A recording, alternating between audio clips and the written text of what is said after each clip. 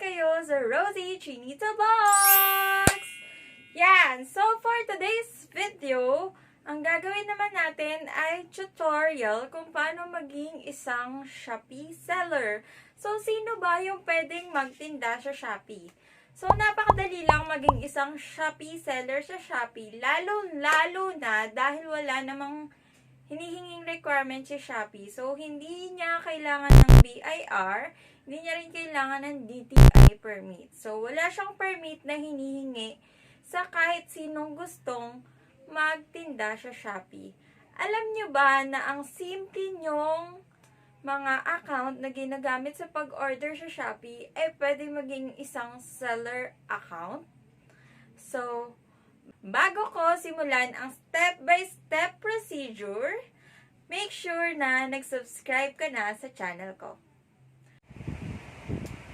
So, ayan nga guys, ituturo ko na sa inyo ang step-by-step procedure. So guys, pumunta kayo sa inyong Shopee app. And then, yan, pag na-open nyo na, pumunta kayo dun sa Me. Yan.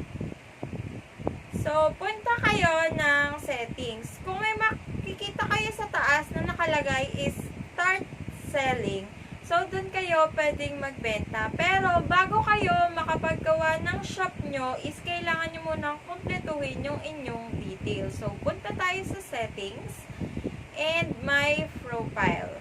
So, sa my profile, pwede kayong maglagay ng picture nyo and then kailangan yung palitan yung name.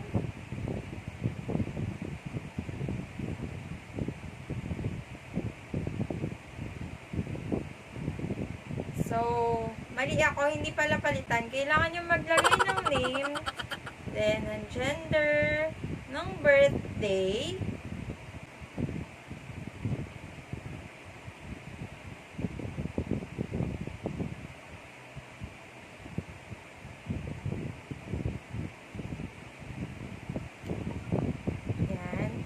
so, next is check nyo na yan. So, kailangan merong nakalagay na address. Maglalagay tayo ng address. So, kailangan meron din kayong i-add na bank account. Para kasi dun mapupunta yung inyong mga kita. So, ngayon, hindi mo na ako mag-a-add ng bank account. Pupunta na tayo ngayon dun sa start selling. Yan. So, pwede na tayo mag-add ng products. So, nakalagay dyan is add products. So, add photo. Try natin mag-list ng product.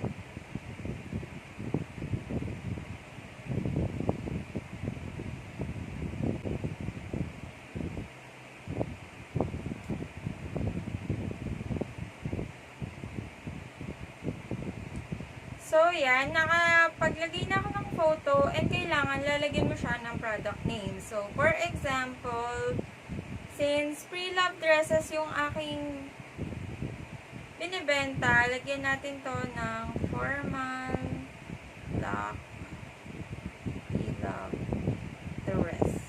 Yan. So, sa product description, kailangan yung ma-reach yung requirement na product description. So, let's say for example, lagay lang natin is this.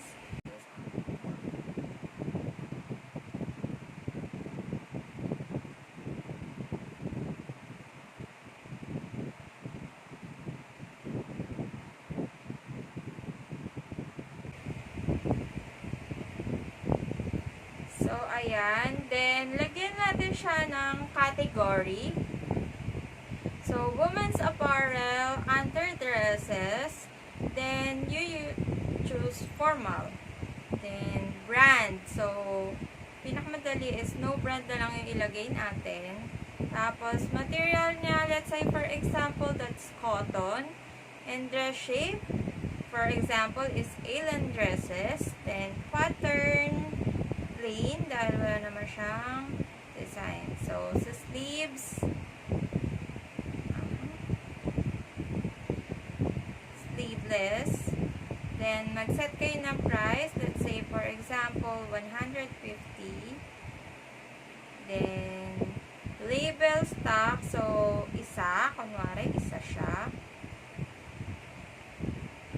So, sa variation, pwede nyong lagyan ng kung anong variation ang inyong gusto. So, merong black, white, kung anong color siya. Pero kung isa lang yung tinitinda nyo at andun na siya sa description, pwede nyong i-edit out na lang yung variation. Yan. Then, kailangan nyo lagyan ng shipping. So, yung weight, let's say for example, is 0.3 kilograms. So, yung width, let's say for example, 5 cm, then 10 yung length, and 10 then yung height. So, pwede siya ng J&T Express and GoGo Express. So, piliin natin yung J&T Express since nandito tayo sa province. So, save lang natin siya. Then, lagay nyo sa condition since it's pre-love. So, used ang ilalagay ko. But, if you are selling new items, you may choose the new. So, that's it. Pwede nyo rin siyang i-share sa inyong Facebook account or Instagram account. So, that's it. And you will just publish this. Yan. So, ganun lang kadali ang pagiging isang Shopee seller. So, mag-aantay lang kayo na merong mag-check out ng inyong mga listed products sa Shopee. So, ganun kabilis, wala kang requirements, kailangan mo lang fill upan lahat ng details na kailangan sa Shopee app para maging isang Shopee seller. So, that's it for today's video. If you like this video, give it a thumbs up and share this video, and don't forget to subscribe to my channel. Bye!